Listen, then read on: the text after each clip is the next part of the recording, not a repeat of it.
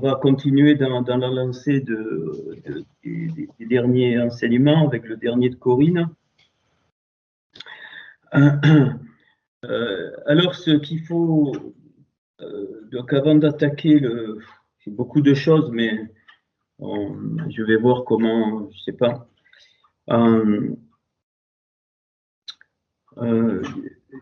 Alors, ce qu'il faut comprendre, c'est la création. La création, elle est une manifestation de la gloire du Seigneur. On est dans ces domaines en ce moment. Et donc, quand le Seigneur revient, donc l'ennemi, Satan, va, bien sûr qu'il s'oppose au Seigneur, ça c'est clair, il s'oppose à ceux qui ont l'esprit de Hachem, mais ce qu'il ne supporte pas, c'est la gloire du Seigneur. Et c'est quelque chose de fondamental.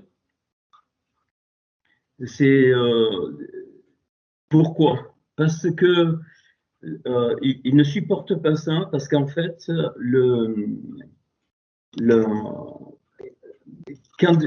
Hachem, quand il a créé, alors on va essayer, je vais essayer de monter un petit peu en parlant de enfin, je vais pas parler de la création, mais c'est le retour obligatoire. Quand il a créé Hachem, ce que j'ai compris, c'est tout, c'est juste à un certain niveau, c'est qu'il a manifesté sa gloire à la face de l'ennemi. Alors évidemment, il n'y a pas que ça, puisqu'après il y a une suite. Vous m'entendez bien au niveau du micro? Vous m'entendez bien? C'est clair le son? Oui, ok, merci. Dans un passage du livre de Job ou dans Ésaïe ou dans un psaume, je ne me souviens plus, mais ce passage qui dit que donc les étoiles ont chanté d'allégresse le matin à l'aurore, hein, elles ont éclaté en chant d'allégresse. Et en parlant donc de la gloire, elles ont éclaté donc en chant d'allégresse et elles ont littéralement, elles ont explosé de la gloire de Hachem. Et donc, si on laisse cette notion de la gloire, on oublie l'essentiel des essentiels. Bien sûr, il y a des choses essentielles dans le Seigneur, mais la plus haute, la plus haute pour l'homme, hein, évidemment, c'est la gloire. Et c'est pour ça que Yeshua, notre Seigneur, il est venu manifester la gloire de Hachem, et lui-même, il est couronné de gloire. Il est plus que couronné de gloire, il manifeste tout le kavod. Donc le mot gloire, c'est le mot kavod, c'est-à-dire tout ce qui a du poids. Hein, kavod, ça veut dire ce qui est lourd, ce qui est pesant, tout ce qui a du poids, tout ce qui est très fort dans le Seigneur. Pourquoi je dis ça? Parce que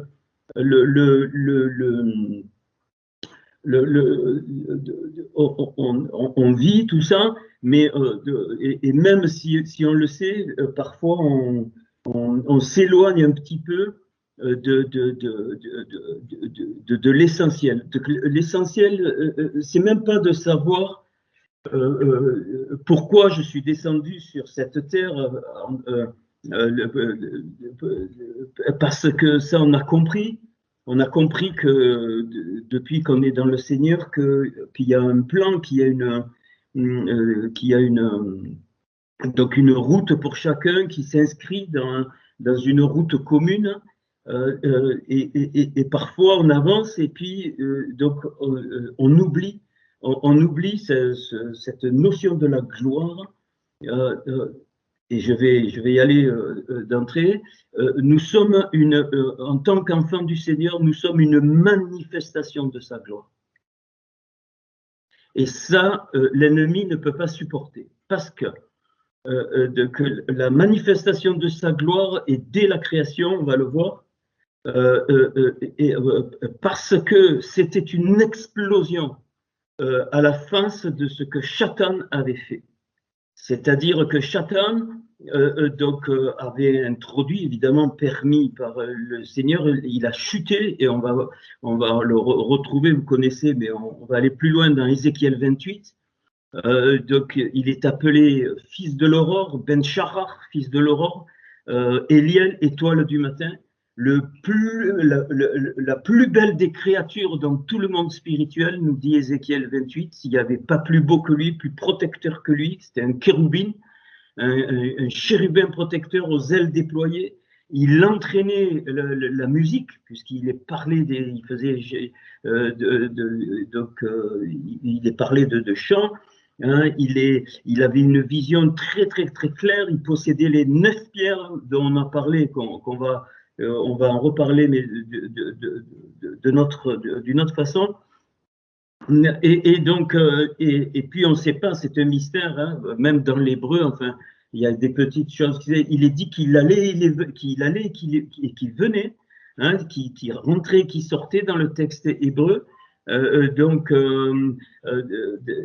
Et en fait, il était pourvu d'une certaine gloire, hein, d'une certaine gloire, d'une certaine autorité, d'une certaine dimension. Il connaît Dieu, hein, cet être, il connaît Dieu, et même maintenant, même s'il est devenu Satan, il sait qui est Hachem. Et donc, tant que le Seigneur, enfin, sa demeure définitive n'est pas actualisée, on ne peut rien faire. Et l'épître de Jude me parle de ça, enfin, me parle de ça. Il me dit que l'épître de Jude, on sait, il dit que même l'archange Gabriel, donc l'épître de Jude, l'archange, Michel, lorsqu'il contestait avec le diable, donc il lui disputait le corps de Moïse, n'osa pas porter contre lui un jugement injurieux, mais il dit simplement que le Seigneur t'aurait pris. Alors ça veut dire que nous sommes trop petits en tant qu'hommes pour comprendre ce qui s'est passé, et même si on essaye de chercher, on ne trouvera pas, c'est un sot, hein, c'est un secret, on peut approcher certaines choses. Mais et c'est pour ça que pourquoi l'ennemi s'oppose au Mashiach, à l'onction, à ceux qui sont loin, parce que c'est une question de gloire. Et l'homme a transformé la gloire, même parmi les milieux religieux, dans le monde, tout ça. Et trop souvent, très souvent, l'homme veut s'approprier la gloire. C'est le même mot qui est traduit par honneur, hein, par l'honneur. Bien sûr qu'on a besoin de s'honorer les uns les autres, mais dans le sens divin du terme, dans le sens de Hachem, le respect, la délicatesse, la politesse, ce sont des éléments qui sont importants. Mais je ne parle pas de ça. Donc la gloire, elle est intouchable. On ne peut pas se l'approprier. On ne peut pas, parce qu'elle est à l'origine de tout, absolument de tout. Et donc, le but de ce soir, je vais essayer de vous amener sur ce que le Seigneur m'a montré, et peut-être ça va peut-être débloquer des conceptions, tout ça. On a trop tendance à ramener les choses à nous. On a trop tendance à analyser les choses avec notre intelligence. C'est pas qu'il faut pas le faire, mais avec nos sentiments, avec notre vision. Pourquoi? Parce qu'on n'est pas dans sa gloire, où on a oublié que dès le départ, c'est sa gloire qui s'est manifestée. Dès le deuxième verset, il est dit Ve'aita haaretz tohu vabohu, et la terre était tohu bohu. Tohu, c'est le monde du chaos, hein, c'est le monde, enfin, c'est un monde du chaos. Nous ne sommes pas du tout dans notre monde, je le répète plusieurs fois pour qu'on comprenne bien, on est dans le monde des archétypes, c'est-à-dire il n'y a rien encore. Et déjà, donc, pour moi, la chute de cet être qui est devenu Satan s'est fait, enfin, elle apparaît entre le premier verset et le deuxième verset, mais bien sûr, derrière le premier verset, le premier verset, enfin, l'apparition de la Torah n'est que le déroulement de ce qui existe déjà. Absolument tout existait, tout était glorieux. Et c'est pour ça que la Torah commence par le Bet. Et le Bet, il y a un point au milieu qu'on appelle le Dagesh. Et dans le Dagesh, on passe de l'autre côté, que personne ne connaît. C'est le premier monde de l'autre côté, c'est le monde d'Atsilut, le monde qu'on ne connaît pas, le monde des nobles, le monde des honorables, le monde des glorieux, le monde des gloires. Atsilut, c'est le monde des gloires.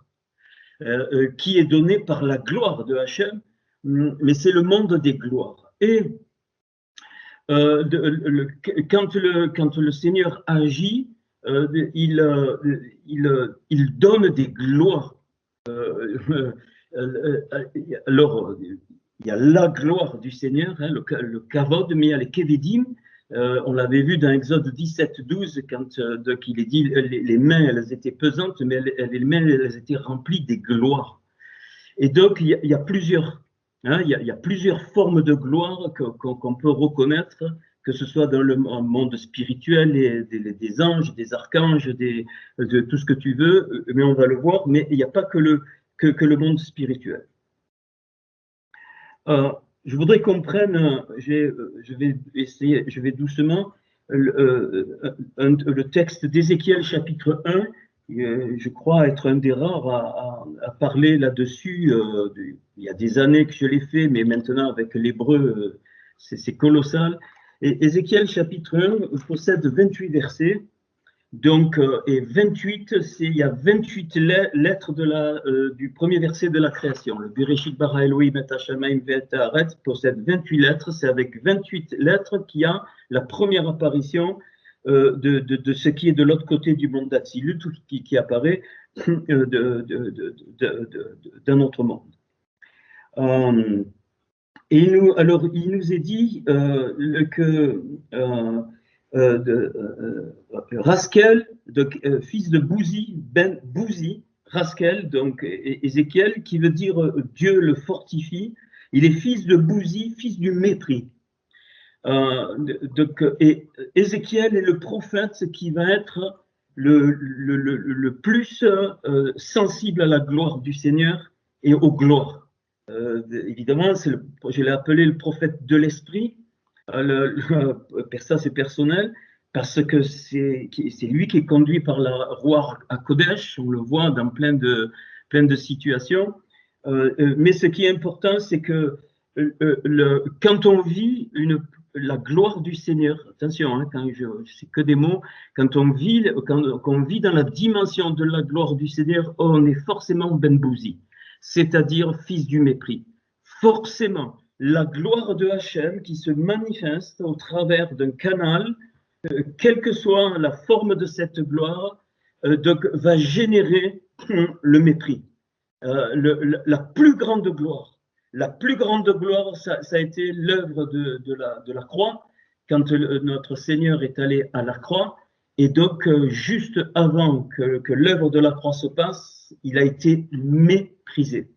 Ce n'est pas toi qu'on méprise, ce n'est pas du tout, c'est ce que tu manifestes, c'est ce que tu transportes. Hein. C'est un point qu'il faut bien comprendre. Plus tu es un vase de la gloire ou de l'onction, puisque l'onction va avec la gloire, hein. C'est évident, la Shekhinah, la présence de Hachem au travers d'un canal, à un moment donné peut être assez forte pour... tout l'extérieur va être dérangé. Bien aimé, il faut comprendre que c'est une loi de Hachem dès la création. Cette loi de Hachem dès la création, Pourquoi? Parce que la présence de Hachem est un véritable révélateur dans les âmes. C'est ça qu'il faut comprendre. L'Esprit de Dieu donc, est un révélateur dans les âmes. Et alors, il y a deux sortes d'âmes, ou plusieurs sortes, mais enfin, deux en particulier. L'âme qui marche par l'Esprit. Alors, on confond tout, excusez-moi de le dire. L'âme qui est remplie de l'Esprit, qui déborde de l'Esprit, puisque le vase doit être rempli de l'Esprit, mais plus il doit déborder. Ça doit sortir de nous, et c'est ce qui fait le rayonnement, pas de toi, de Hachem. Si l'âme, elle est dans cette dimension, elle ne va pas mépriser les gloires qui sont en face d'elle, les gloires données par Hachem, quelles qu'elles soient. Elle va au contraire s'en réjouir, et elle va grandir avec, elle va apprendre, elle va respecter, parce qu'elle comprend que le vase, eh bien, c'est pas le vase lui-même, c'est un vase qui est rempli de la présence, et donc forcément, ce vase-là, il a des luttes, des combats, des choses qui n'expriment pas. Et vous, c'est pareil. Plus tu avances dans la présence, dans la Shekhinah de Dieu, comme Moshe, personne ne se compare à Moïse ici, hein, ça c'est clair, mais il rentrait dans la présence. Alors on sait qu'il ne pouvait pas voir Hachem, donc il se couvrait pour, parce qu'Hachem le regardait face à face, et il devait y avoir un kissout. Le kissout, c'est-à-dire le voile, c'était le trône. C'est le même mot. C'est le trône de quoi? De gloire. Dans un des psaumes, hein, il est dit, il est parlé du trône de gloire. Donc, quand Moshe rentrait, le voile qu'il mettait, il était caché au niveau du trône. C'est ça, il était caché par le trône de Hachem. Je dis ça parce que quand on avance, on va avancer, on va continuer. Ce qui va se passer, il y a des choses qui vont se passer, c'est très clair, pas pour nous, mais pour les hommes, pour le monde, pour tout ce qui se passe dans le monde. On va être amené donc à manifester de plus en plus la gloire du Seigneur. Alors, moi, je ne veux pas qu'on parle de la gloire. Il y en a, on parle, si on peut sortir des versets, il y en a des paquets, bien sûr, il faut le faire. Mais surtout, comment on rentre dans la gloire? Comment on découvre les gloires? Je vais dire quelque chose qui va peut-être choquer. Le médecin qui te soigne, le médecin qui va te soigner, qui ne connaît pas le Seigneur, est une des gloires de Hachem. Celui qui va te faire du bien, qui n'appartient pas à Hachem, fait partie des gloires de Hachem. Elles sont peut-être toutes petites, elles sont, peu importe la dimension. Toutes les personnes, sans exception, qui te procurent de bien est une gloire de Hachem. Donc, tu lui dois la reconnaissance, tu lui dois le respect, non pas parce que c'est obligatoire, mais parce que c'est un canal de Hachem pour toi.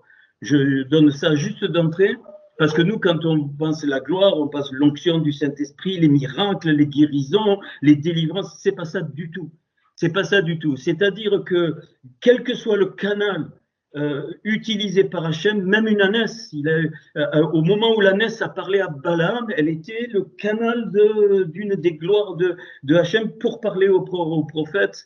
Vous savez, la fameuse ânesse qui est passée. Tout ça, ça fait partie des gloires. C'est pour ça que Jude me dit qu'on ne doit pas injurier les gloires. C'est-à-dire qu'on doit avoir de la délicatesse et de la reconnaissance, parce que le vase qui est utilisé par l'Esprit de Dieu, forcément, eh bien, il entraîne des secousses, il entraîne des choses autour de lui, et c'est pas lui qu'on va haïr, parce que ça peut aller jusque-là, mais c'est ce qu'il transporte en lui. C'est pas possible. Mais, bien aimé, nul ne peut toucher, absolument toucher, rien. On peut te massacrer. Le Seigneur à la croix, il a été plus qu'humilié. il a été, hein, parce qu'il devait passer par là, ils l'ont méprisé, ils l'ont frappé. Mais c'est à ce moment-là que la gloire de Hachem s'est manifestée. Au moment où il était le plus méprisé, c'est là qu'il est descendu dans les endroits, la captivité des captifs, et qu'il est allé devant le trône de Satan. C'est à ce moment-là qu'il est allé devant le trône de Satan et qu'il a repris le bâton d'autorité que Satan avait volé au Adam Arishon. Quand il y a eu la chute, Satan, il a pris le bâton d'autorité que Adam avait, donc, et avec le bâton d'autorité, il a pris la royauté et il a pris une partie de la gloire que le premier homme avait, et il a amené avec lui donc non seulement des anges, un tiers des anges, me dit Jude, mais plus des anges, il a amené avec lui des âmes, des neshamot qui ont été captives. Et donc, au moment où il est le plus méprisé, où son corps il est complètement détruit, c'est là qu'il remonte, pas lui, mais son esprit remonte, purifie les 10 séphirotes, rentre dans le monde d'Atsilut, du monde d'Atsilut, prend la gloire, reprend sa gloire, personne n'a vu ça, et descend maintenant à l'opposé du monde d'Atsilut, c'est-à-dire dans ce qu'on appelle le Sheol, donc et la captivité.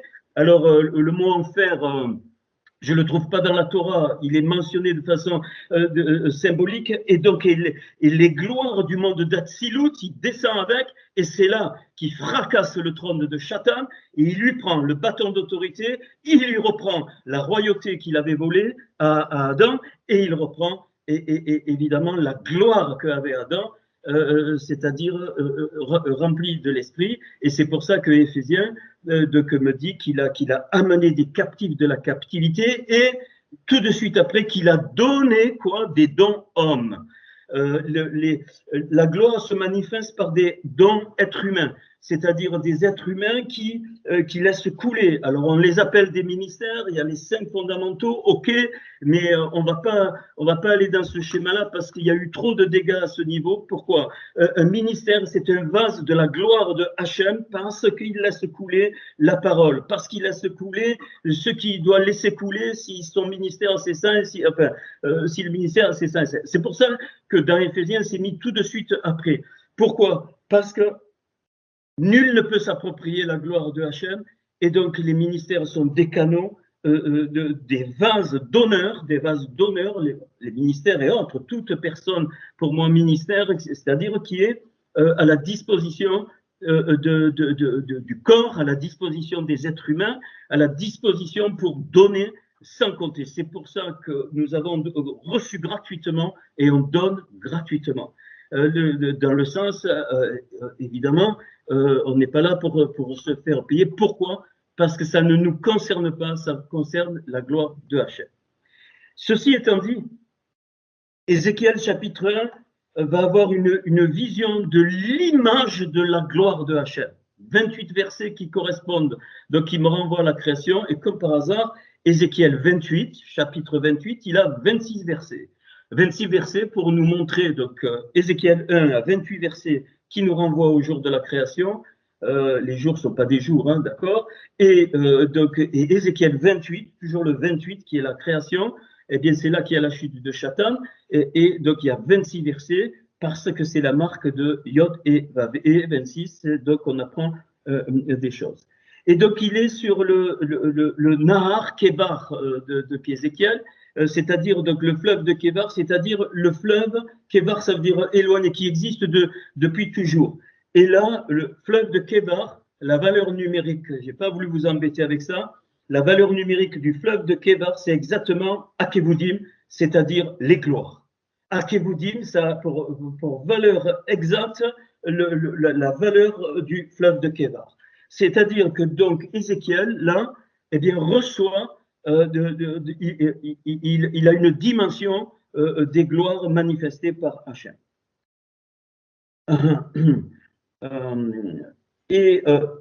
Donc, alors, je lis en français. Alors, il voit donc, un vent impétueux, une grosse nuée, donc et une gerbe de feu. Je lis en français. Alors, toujours la gloire se manifeste dans la Hanan, une nuée. le nuage, c'est comme un nuage. Ça, c'est la Hanan, c'est la Shekhinah, c'est la présence de Hachem. Et alors là, je veux vous dire quelque chose, après on va donner quelques petits points.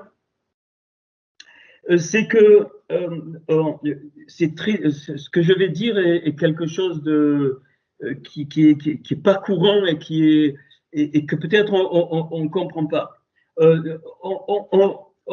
Quand on dit on est dans la présence ou on pense au Seigneur, on pense à Hachem, il est en fait, on le voit à l'extérieur.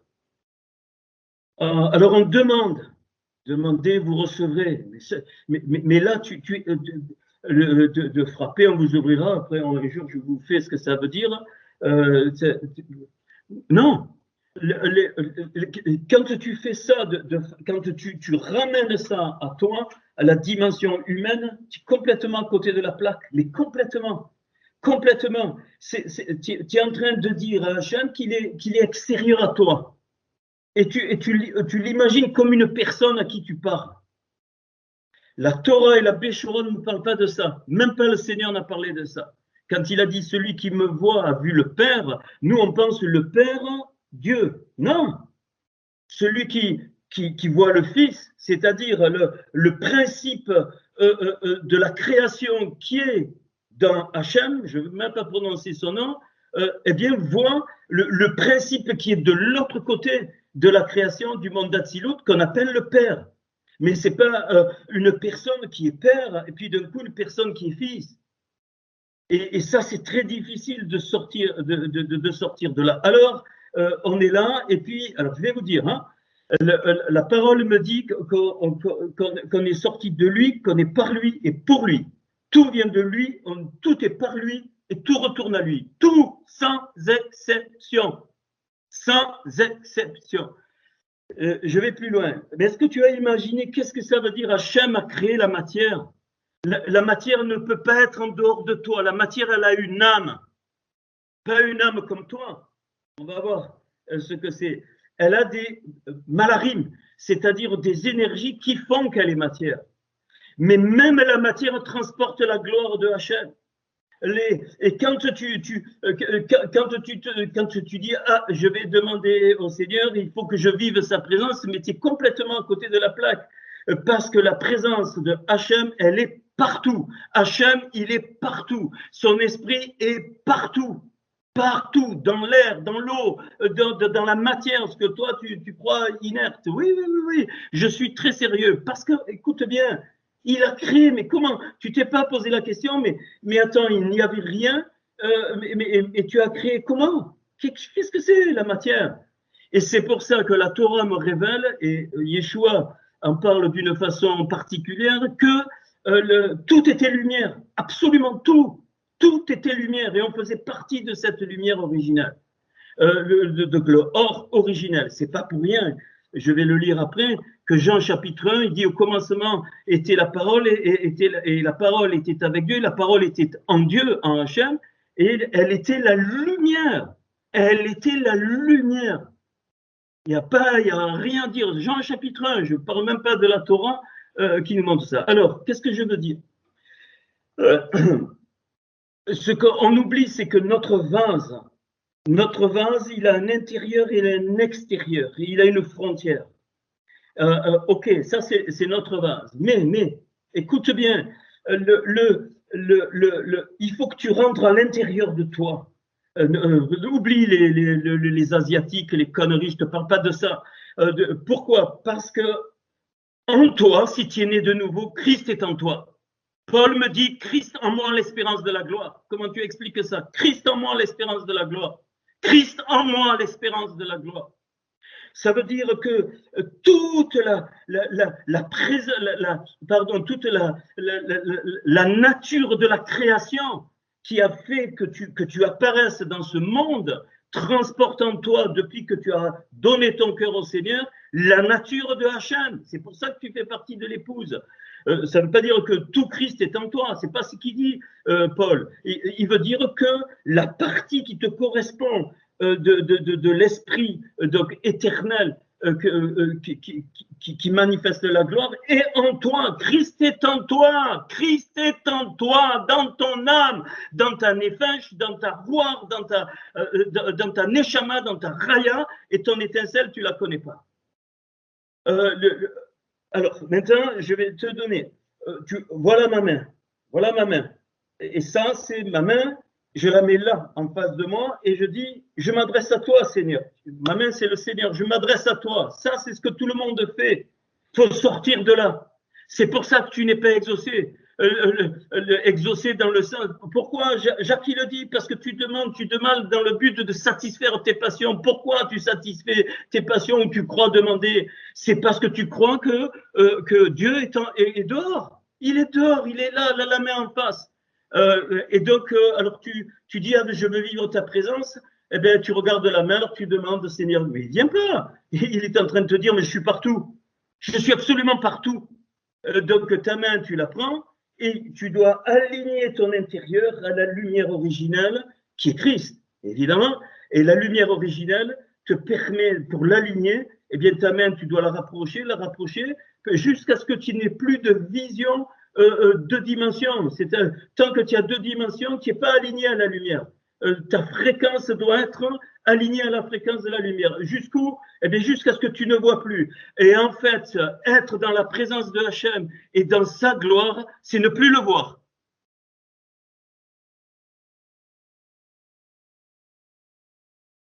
Au moment où je ne le vois plus, je vois plus mon doigt. Ça veut dire qu'il est là, que mon vase s'est ouvert. Je sais qu'il est là et c'est dans mon intérieur. Et c'est ce qu'Ézéchiel va vivre. C'est ce qu'Ézéchiel va vivre, c'est-à-dire qu'il comprend, Ézéchiel, que Hachem, il est partout, absolument partout. Donc, tu n'as pas à essayer de chercher sa présence, il est là. Tu n'as pas essayé de chercher la présence de Christ, elle est là en toi. Sinon, tu n'es pas né de nouveau. Alors ça, c'est autre chose.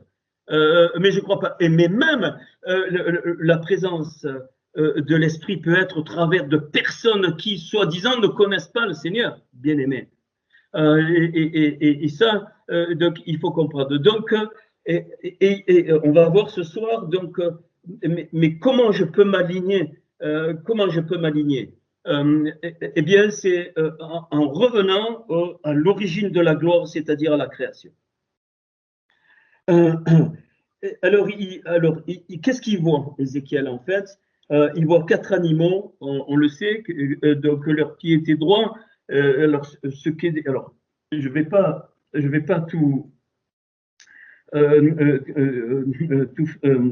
faire. Alors, le verset 4, donc le verset 4, donc, il est parlé du milieu de la nuée, hein, d'un vent impétueux, une grosse nuée, une gerbe de feu qui répand de côté une lumière éclatante au centre de laquelle, au centre de cette lumière, au centre de cette lumière, eh bien, ce mot-là, il a pour valeur 9 fois 53. Alors, vous allez voir que Ézéchiel 1, il est basé sur le 9. Pourquoi? Parce qu'il y a toujours 12, mais il y a 3 choses que je ne peux jamais avoir. Je voulais faire avec les pierres, mais il y a autre chose. Et donc, 9 fois 53, c'est 9 jardins, ou 9 pierres. La valeur numérique de jardin Gan, c'est 53. Et la valeur de Pierre Even, c'est 53. Donc, nous devons découvrir ces 9 jardins. Ces 9 jardins qui concernent notre cœur. Puis, il parle des marées-reines, Ézéchiel 1,5 et leur apparence, pareil, 9 fois 53, on retrouve donc le jardin et les pierres.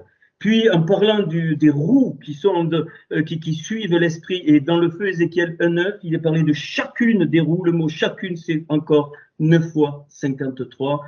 Donc, jardin, une terre, un cœur, peu importe. Ragel-Eren, leurs pieds, les pieds de cette vision, Ézéchiel 1,7, c'est 9 fois 32. Et il y en a plusieurs dans ce texte. 32, c'est le cœur. Là, il est parlé des 9 états du cœur. Et Ariel le lion, donc 9 fois 24, c'est donc la valeur numérique de lion, c'est 9 fois 24, c'est les cruches, donc nos vases. Alors ici, il a Ézéchiel, il a une vision de cette gloire. Ici, dans les 4 animaux, vous avez les 4 évangiles. Qui symboliquement, les 4 évangiles, c'est pas les livres, l'évangile, c'est-à-dire la Béchora. C'est-à-dire, il voit la Torah accomplie, et il voit plus, par ces animaux-là, eh bien, il voit la gloire de la Torah, les gloires de la Torah qui s'accomplissent, donc au travers, on le sait, donc du lion, la royauté, donc du bœuf, donc l'enseignant, de l'homme qui est le serviteur, et de l'aigle qui est la divinité, puisque le Mashiach a donc exprimé comme notre Seigneur a exprimé comme jamais la divinité de Hachem. Le seul, il n'y en aura plus comme lui, même pas Moïse, n'a pu égaler la dimension de Yeshua. Leurs ailes étaient jointes l'une à l'autre, ils ne se tournaient point en marchant, mais ils marchaient droit devant soi. Quant à la figure de leur face, ça on vient de le voir, leur face et leurs ailes étaient séparées par le haut. 2 de leurs ailes étaient jointes l'une à l'autre et 2 couvraient leur corps. Juste ce passage-là, il est la transmission de cette gloire se fait par les ailes. Et ces ailes, celles qui vont vers le haut, c'est-à-dire, j'allais dire, c'est comme un cordon qui m'attache aux choses de Hachem, que ta volonté soit faite dans le ciel comme elle est faite sur terre. Et les ailes vers le bas qui couvrent le corps, c'est pour faire cette volonté des ailes d'en haut par les ailes du bas. Le problème, bien-aimé, c'est que quand ça se passe sur la lumière par notre intériorité, eh bien, on va faire un tas de choses, même pour le Seigneur, qui ne vont pas marcher. Ça ne va pas marcher, c'est évident, parce que tu passes sur la même fréquence. Et Hachem, il te dit, c'est dans ma gloire que tu vas trouver la fréquence, et pour rentrer dans ma gloire, pour rentrer dans une dimension de la gloire, eh bien, il faut absolument eh bien, s'aligner. S'aligner, ça veut dire eh bien, lâcher toutes nos conceptions religieuses, lâcher. Je vais prier, non. Je vais lire la Bible, non. Je vais faire ci, je vais faire le non. Ça, c'est des techniques qui te disent Dieu est en dehors, il est dehors, donc tu ne peux pas être aligné. Pour être aligné, ça veut dire que tu vas tout faire pour sa gloire. Faites tout pour la gloire de Hachem, dit l'apôtre Paul. C'est cette raison, je pense qu'il avait ce genre de révélation, Paul. Faites tout, c'est-à-dire qu'à un moment donné, il faut que tu fasses ça, tu le fais, même si c'est pas la prière, même si c'est rien du tout, parce qu'il est en train de te conduire dans cette dimension. Et ça, là, tu rentres dans sa vraie présence parce que tu es sur la même fréquence. Il y a des temps où il faut agir, il faut faire des choses. Alors, nous, on croit, bon, le plus de temps je passe dans la parole, plus le Seigneur est avec moi. Faux, archi faux. Mais complètement à côté de la plaque, je dis juste ça. Donc, les connexions des ailes vers le haut, vers le bas, il n'y en a pas une supérieure à l'autre, mais on fait la jonction. Et l'aspect de ces animaux ressemblait comme l'aspect des flambeaux.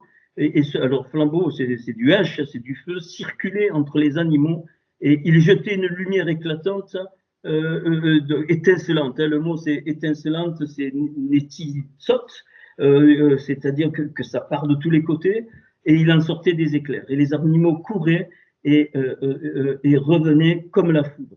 Je regardais ces animaux, et voici, il y avait une roue sur la terre, de Ophanim. Alors là, on est dans le monde spirituel, une roue, c'est les ophanim.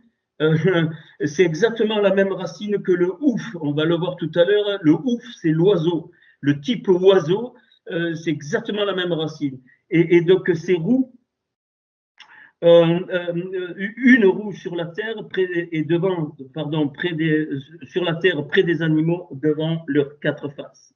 Et leur aspect et leur structure, ces roues, alors il dit avant qu'il y avait plusieurs roues, ces roues étaient en chrysolite, peu importe, et toutes les 4, donc 4 roues, avaient la même forme, leur aspect et leur structure étaient tels que chaque roue paraissait être au milieu d'une autre roue. Il a une vision totale de la dimension de ce que doit être le corps. c'est-à-dire le peuple du Seigneur, une roue dans une autre roue. Toutes les roues sont une dans l'autre. On n'y est pas, bien-aimé. Et je me bats avec ça. Il faut comprendre là, si tu touches une roue, les autres roues sont touchées. Et quand un membre du corps souffre, tout le corps souffre. Mais si tu n'es pas aligné avec ce que j'ai dit, tu ne peux pas rentrer dans cette dimension. C'est impossible parce que tu vas toujours voir Hachem comme une personne en dehors de toi. Alors ça ne te regarde pas les autres. C'est son affaire, c'est lui qui fait, c'est lui qui bénit mon prochain, c'est lui qui bénit mon frère, c'est lui qui bénit ma soeur. Mais c'est faux, c'est totalement archi faux. Les roues, elles sont imbriquées une dans l'autre, bien-aimés. C'est ça la gloire du Seigneur. Même si on se réunit, qu'on se voit, ça ne veut pas dire qu'on est imbriqués l'une dans l'autre. C'est-à-dire, ce qui t'arrive me touche. Ce qui m'arrive doit te toucher. On ne peut pas se dissocier, c'est impossible. Ça fait partie de la manifestation de la gloire de Hachem. Et pour ça, je ne dois plus le voir. Il est tellement présent que je ne le vois plus. Donc, s'il est présent, tu es présent. D'ailleurs, il y a depuis 20 ans, la physique quantique démontre ça. Mais vous vous rendez compte, c'est-à-dire des païens qui trouvent la physique quantique, ce que je suis en train de vous dire, ils en parlent d'une autre façon, et excusez-moi, mais les croyants, ils sont complètement... Alors, je te donne le verset, « Faute de da'at, mon peuple meurt. Faute de connaissance, mon peuple meurt. » Point final. Donc, la connaissance est nécessaire, pas emmagasiner des informations. La connaissance, c'est s'unir avec la différence. S'unir avec la différence. Et c'est ça qui va former le corps. Ok. Et en cheminant, elles allaient de leurs quatre côtés, et elles ne se tournaient point dans leur marche. Alors, c'est exactement le phénomène des bancs d'oiseaux ou des bancs de poissons. Si tu regardes un banc d'oiseaux, mais tu ne peux pas l'expliquer, c'est impossible. C'est-à-dire, tout le banc, il a un mouvement magnifique, tu peux le dessiner harmonique, regarde, mais si tu observes un oiseau dans le banc, il est complètement aléatoire, il bouge à sa façon à lui, et l'autre oiseau, il bouge à sa façon à lui, mais tout le banc, par contre, il est une harmonie incroyable. Et ça, c'est plusieurs dimensions. Écoute bien. Écoute bien, tu sais, depuis que je parle là, ça fait quoi? Allez, une petite demi-heure. Tu sais combien on a parcouru de kilomètres? 100 millions de kilomètres. On a parcouru 100 millions de kilomètres. Pourquoi? Parce que la Terre tourne autour du Soleil. Le Soleil tourne dans la galaxie se déplace dans l'ensemble des galaxies voyagent avec les amas de galaxies. On vient de parcourir en une demi-heure, ça a été démontré par la physique, c'est pas trop dur, on peut 100 millions de kilomètres. C'est la gloire! Toute la création, tout l'univers, les étoiles, toutes les galaxies me parlent de la gloire de Hachem. Bien-aimé,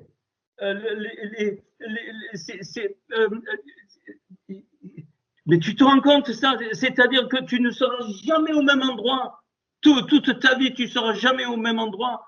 On vient de faire 100 millions de kilomètres, tu t'en es aperçu? Non.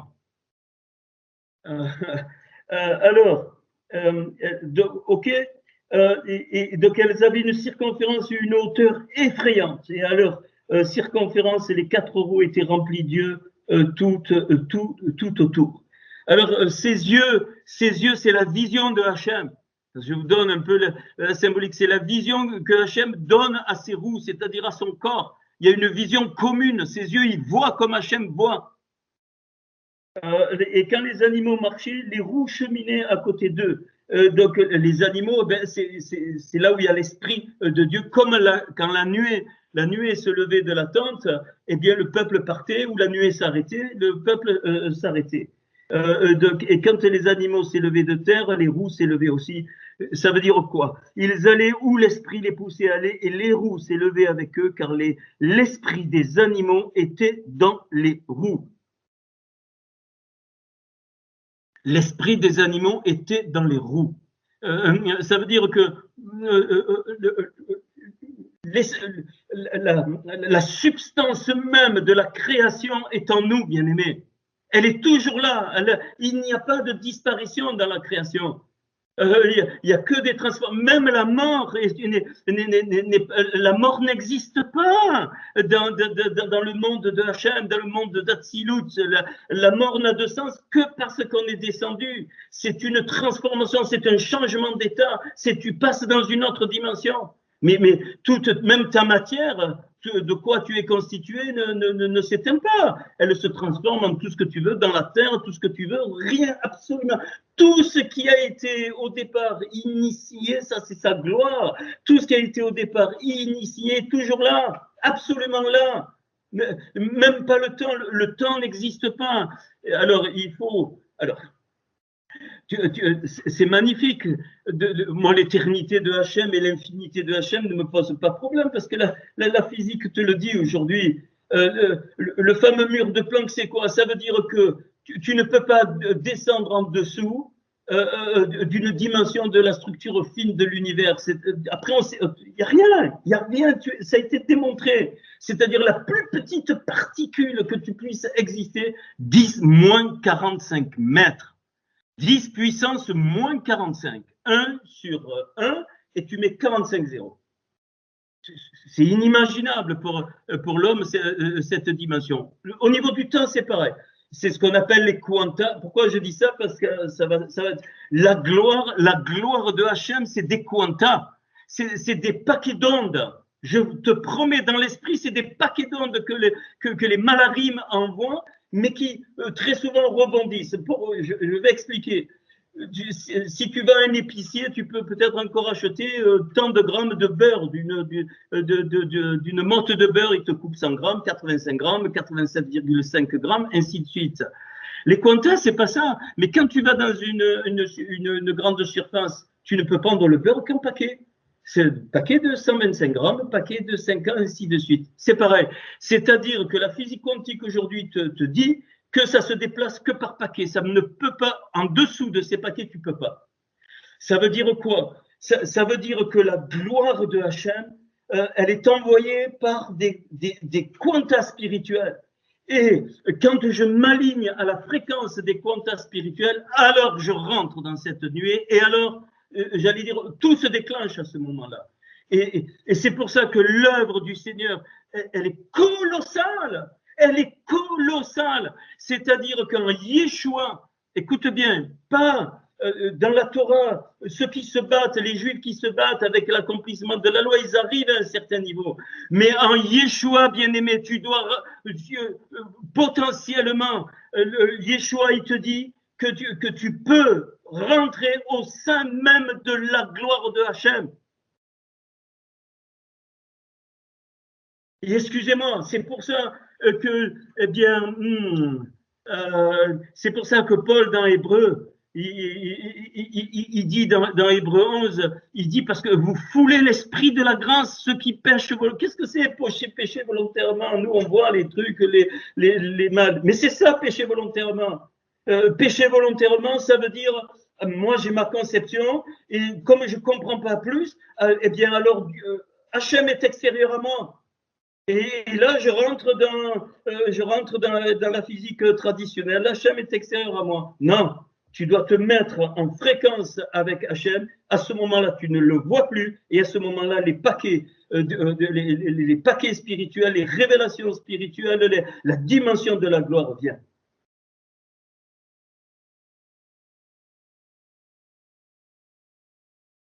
La croix, mais c'est pas ce que tu crois.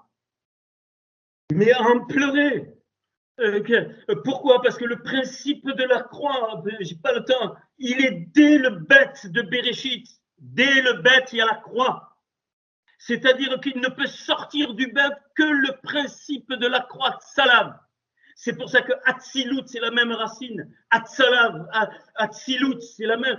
Ce qui vient du côté des nobles, c'est suivant le principe de la croix. Nous, on voit la croix à notre niveau. Ouais, super, tu m'as réconcilié, ton sang m'a lavé. Mais c'est pas ça. C'est pas ça. C'est le retour, c'est l'acceptation totale à l'essence même de la création, la croix. C'est alors, c'est magnifique. Et quand il est dit, on va le voir, faisons l'homme à notre image, avec notre image, Betsalmenu, ça veut dire suivant, on va mettre dans cet Adam le principe de la croix, Tselem, l'image qu'on a traduit par image, c'est les mêmes lettres que Tsalav, la croix. C'est-à-dire qu'en toi, tu as le principe même de la création qui te permet, écoute bien, qui te permet de t'aligner avec la lumière originelle qui est Yeshua Mashiach, celui qui est mort à la croix et ressuscité, c'est lui Yeshua Mashiach, et il est mort à la croix et ressuscité pour que tu puisses t'aligner avec cette lumière spirituelle. C'est l'unique raison de la croix, c'est la restauration totale de ce qu'il y avait à la limite de la création, c'est-à-dire avant que notre monde sorte. Et c'est pour ça que je ne comprends pas comment, si vous captez ça, mais tu devrais être à genoux en train de crier la gloire de Hachem.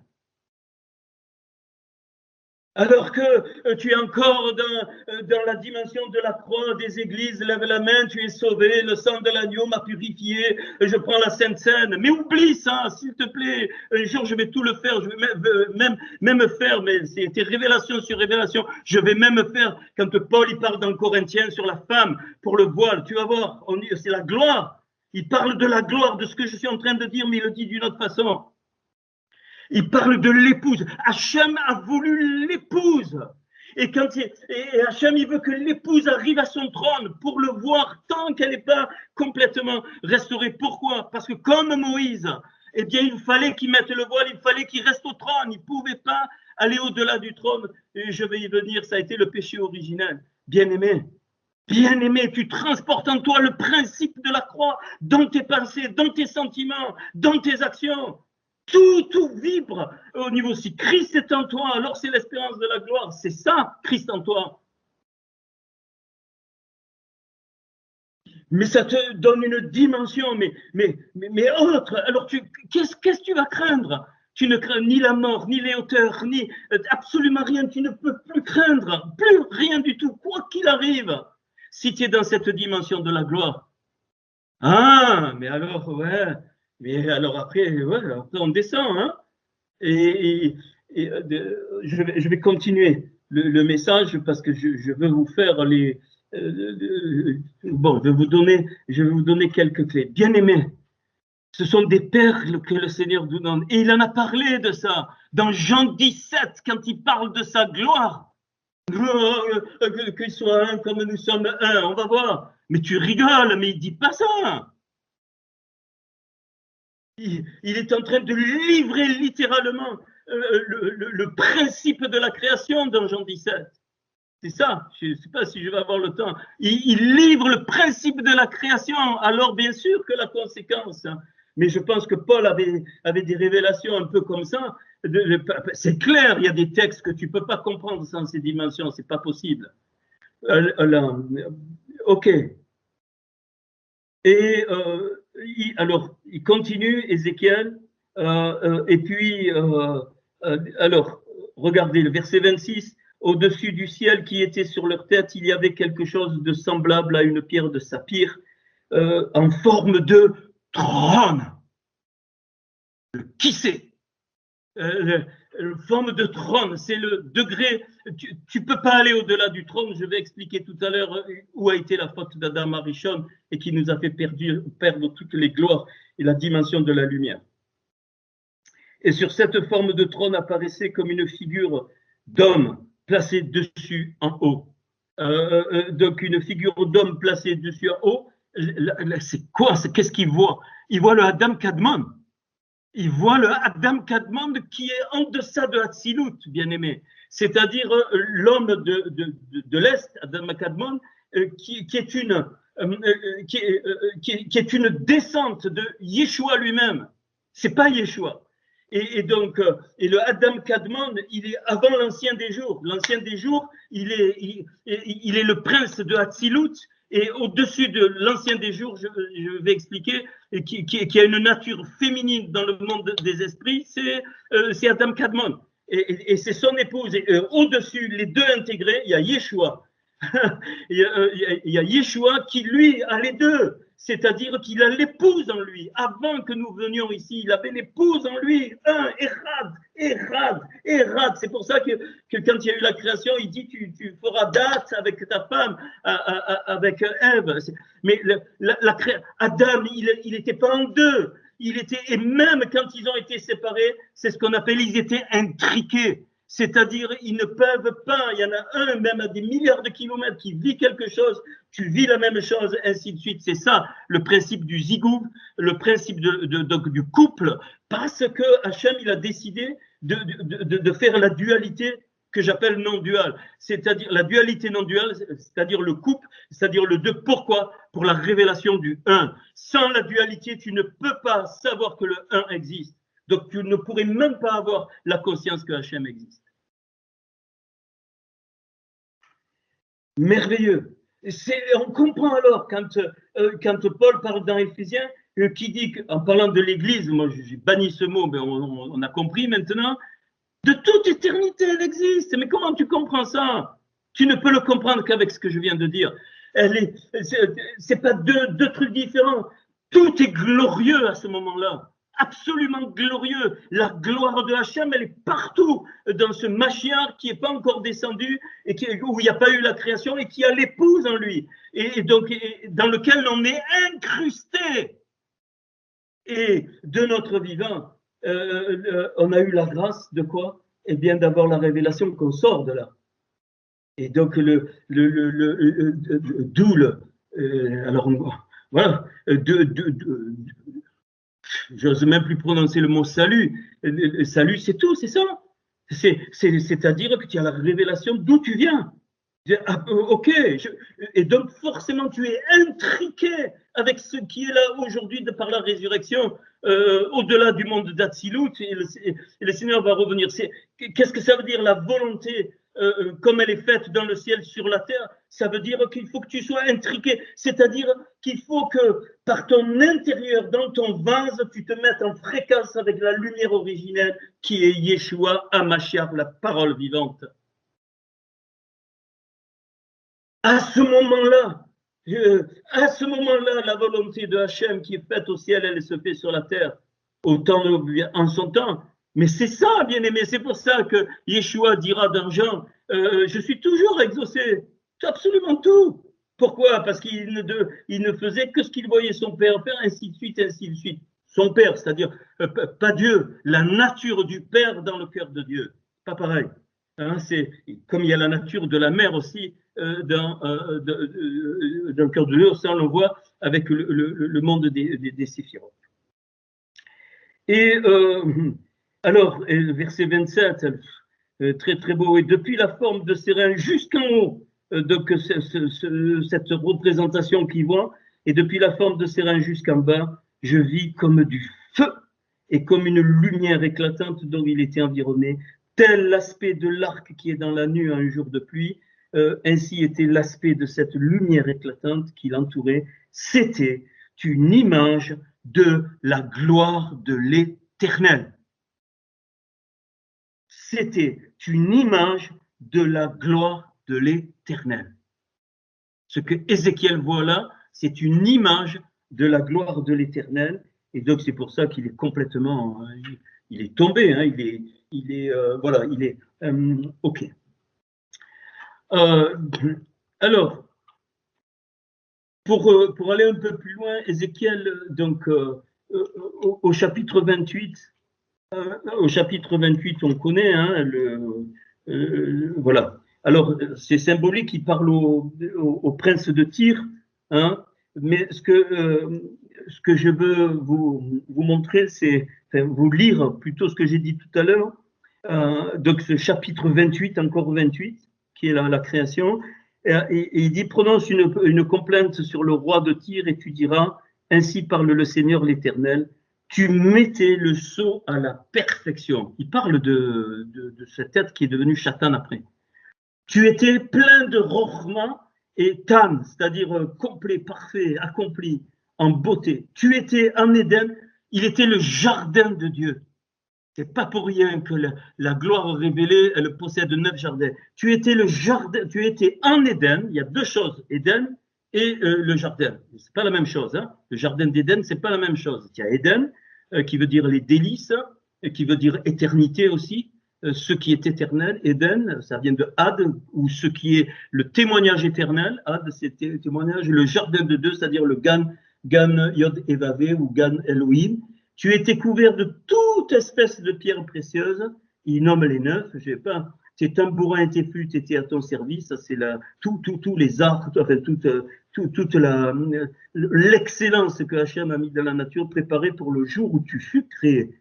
Tu étais un chérubin protecteur aux ailes déployées, et je t'avais placé, et tu étais sur le Har de Dieu, c'est-à-dire la montagne de Dieu, et tu marchais au milieu des pierres étincelantes. Tu as été intègre dans tes voies, depuis les jours où tu fais créer, jusqu'à celui où l'iniquité a été trouvée chez toi, et par la grandeur de ton commerce, c'est tout un mystère. Hein. Je ne me demande des passages, j'ai jamais eu de révélation là-dessus. Voilà, même plus loin, il est dit ton cœur s'est élevé à cause de ta beauté, ainsi de suite. Donc, ainsi de suite.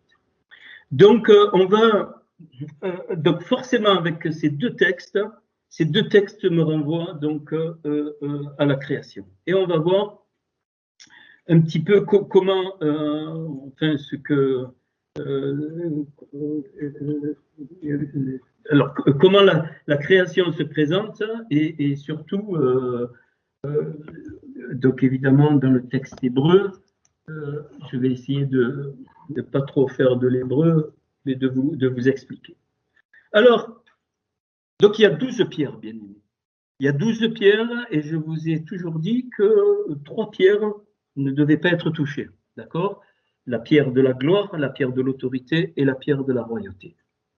Ces 3 pierres ne devaient pas être touchées. Donc, il en reste 9. Alors, 12 pierres. Eh bien, quand on regarde un peu le texte de la création, le texte qu'on connaît tous, mais il faut sortir, là, il faut rentrer dans la présence, hein, et il faut sortir du fait que tu es en dehors. Tu rentres à l'intérieur. Et donc, tu vas t'apercevoir, alors, ce Genèse chapitre 1 nous révèle les 12 pierres. Il nous révèle les 12 pierres, je te le dis d'entrée. Pourquoi? Parce qu'il y a 3 jours fondamentaux, les 3 premiers jours. Donc, c'est sur mon fichier, de la droite vers la gauche. Donc, tu sais que la menorah, le chandelier, a 7 lumières qui représentent les 7 jours de la création. Et la lumière centrale, c'est le Shabbat. Eh bien, les 12 pierres, les 3 premiers jours sont très particuliers. Alors, je prononce jour, mais on le sait, c'est pas des jours. Hein. Sont très particuliers. Donc, j'ai mis sur votre fichier, je les ai mis verticaux. Vous les voyez, hein, si vous prenez votre petit fichier, vous voyez que j'ai un tableau donc de 3 colonnes. Et donc, en haut, j'ai mis les titres, et puis on va voir. Donc, de la droite vers la gauche, donc c'est jour 1, jour 2, jour 3. Et de la première ligne vers le bas, jour 4, jour 5, jour 6, jour 7. Et là, vous obtenez donc un tableau de 12 cases. C'est les 12 pierres qui sont là, qui manifestent d'entrée. Ces apparitions de pierres dans les 7 jours, c'est la gloire originelle de Hachem. Toute la création constitue la gloire. Alors, si je prends donc le jour 1, donc Yom Echad, donc on sait, hein, il y a 5 versets, donc 5 premiers versets. Eh bien, qu'est-ce qu'il est dit? Il est dit que Barahor, il a créé la lumière, enfin, il dit Vayomer Elohim, et dit Dieu, Yehi Or, donc on le sait, il crée les 2 lumières, mais je ne m'attarde pas là-dessus. Donc la création de la lumière, là, c'est pas alors, essaye d'oublier tout de notre monde. On n'est pas dans ce monde-là. Il est en train de créer l'archétype lumière. Là, or, donc ici, donc, c'est évidemment le principe de Yeshua.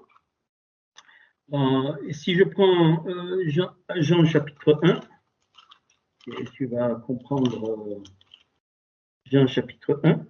Au commencement, ok, elle était au commencement avec Dieu en parlant de la parole. Toutes choses ont été faites par elle et rien de ce qui a été fait n'a été fait sans elle. Il parle de la lumière et de la parole. En elle était la vie et la vie était la lumière des hommes. Et la lumière, lui, dans les ténèbres ne l'ont point reçue. Ok, lui, un homme envoyé de Dieu, ça on connaît. C'était cette lumière, verset 9, était la véritable lumière qui, en venant dans le monde, éclaire tout homme. Tout principe d'homme, il ne parle pas de l'homme-homme, tout principe d'homme. Elle était dans le monde et le monde a été fait par elle et le monde ne l'a point connue. Elle est venue chez les siens et les siens ne l'ont point reçue.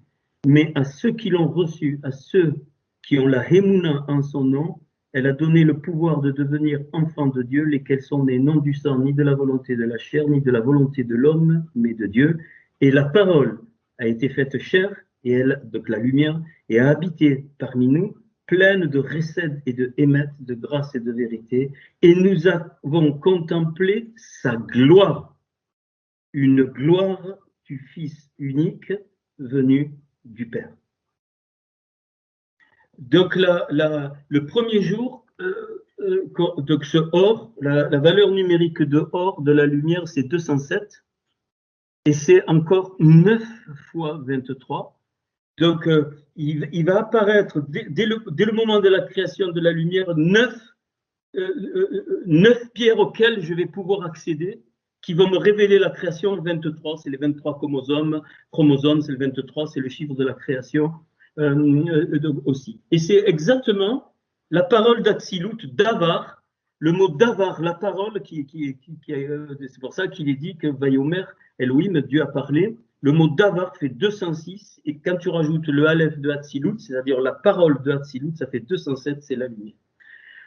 Donc ici, donc le premier jour de la création, enfin de ce qui est décrit là, c'est la lumière. Or, pas la lumière qu'on voit, donc c'est la parole. Donc la lumière, parole. Donc c'est pour ça que dans mon fichier, j'ai mis ces titres, donc lumière, parole. Alors, je ne vais pas détailler tous les jours, hein, c'est trop long, mais je vous donne le principe que j'ai trouvé. Le jour 2, c'est Yom Sheni. Le jour 2, il est dit quoi? Il est dit que... Alors, il y a des traductions, c'est vraiment du n'importe quoi, du firmament. Enfin, j'en ai vu de toutes les couleurs des traductions. C'est le mot rakia. Et le mot rakia, c'est une étendue inconsistante. C'est une...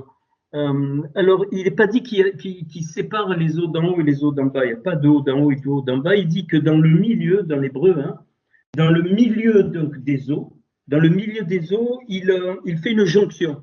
C'est le mot Avdallah, le mot Yabdel, hein, c'est le mot employé Yabdel, qui n'est pas une séparation dans le sens déchiré, puis on met un d'un côté, un de l'autre. Non, c'est le même milieu dans lequel on fait une séparation, mais les deux parties qui s'opèrent restent intriquées, elles restent jointes.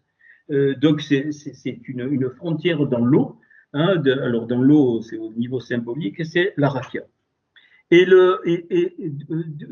dès ce moment-là, le mot rakia, 380, la valeur, c'est exactement Yeshu.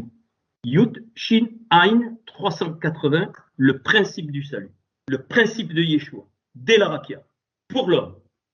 Enfin, pour ce qui va arriver pour le futur, hein, c'est ça qui est dit. Donc 380. Qui veut dire délivrance, et ainsi de suite. Donc, tout est prévu. Dans ce Genèse chapitre 1, dans le monde des archétypes, on n'est pas du tout dans notre monde, je me répète, mais c'est tellement... il faut vraiment sortir de là. Yeshua est prévu, le principe du salut, il est prévu. Et donc, alors, très très beau. Très très beau. Pourquoi? Parce qu'il est parlé aussi quand il dit qu'il donne le nom à la rakia, il appelle Shamaï, donc c'est-à-dire elle a le nom, c'est pas les cieux, elle a le nom de Shamaïm, mais c'est la rakia. Il est dit la rakia, c'est-à-dire on rajoute un lamed, la rakia, donc c'est-à-dire pour l'étendue, ça fait pile 410. 410 c'est Shema, Shin, Mem, Ain. Écoute Israël, Shema. Donc cette étendue cette étendue, cette surface inconsistante représente l'entendement. Écoute. Donc tout à l'heure, la lumière, on voit. Maintenant, on écoute avec nos oreilles. Et le mot leshma, c'est-à-dire pour entendre, ça qu'on traduit. Alors il y a deux mots pour les oreilles physiques, c'est azin. L'oreille physique, c'est azin. Et la fonction de l'oreille, c'est leshma. C'est-à-dire la fonction pour entendre fait 440 plus le Aleph d'Atsilut 441 Emet, valeur numérique de la vérité. C'est pour ça que le jour 2 en haut du tableau, je vous ai mis étendue et vérité. Ok, jour 3. Le jour 3, on sait donc les eaux se regroupent dans un makom, dans un seul lieu, et donc, et à un moment donné, eh bien, la substance terre, parce que là, c'est pas notre terre, hein, ce qu'on appelle la substance de la terre, c'est Yabasha, c'est-à-dire le sol desséché, qui a plus d'eau, l'eau est partie. Donc, eh bien, et l'expression, toujours dans ce texte du jour 3, les Yavasha, c'est-à-dire il nomme les Yavasha, c'est-à-dire donc le sol, il le nomme terre, Eretz, fait 347. C'est exactement la valeur numérique de Hamar Elohim, c'est-à-dire la parole d'Elohim qu'on trouve dans Genèse 3.3. Et Kehamar Elohim, ça veut dire selon le modèle de la parole, on trouve 347. C'est-à-dire que ce sol, c'est pareil que la parole d'Elohim. Mais ce n'est pas le même mot que Davar. Davar, c'est pour la lumière. Amor, c'est pour, on va le voir, donc c'est pour la foi. En fait, le jour 3, c'est un jour de foi, de Hémouna. Et l'expression, quand il dit donc Kara, il appela donc Yavasha Aretz, il appela donc le sec, il appela terre. Donc cette expression fait 608, 317 plus 297 plus le Aleph de Hatzilut, 609. Or, il y a un mot magnifique, le seul fois mentionné dans tout le Tanakh, je l'ai trouvé comme ça, c'est Aemonot. Aemonot, c'est exactement les lettres de Emouna. Aleph, même Nun, 20, avec le T, ça fait le pluriel, et Aemonot, c'est dans 1 Roi 18-16, ça veut dire les piliers. Les piliers, les linteaux des portes, les piliers, les trois, là. Les piliers, c'est exactement, donc là, tu as les piliers de la foi. Haemonot, Haemuna, pilier de la foi, fait combien? 502 plus 107, 609, c'est exactement donc le Yavasha, le sol, qui est appelé terre, qui fait 609.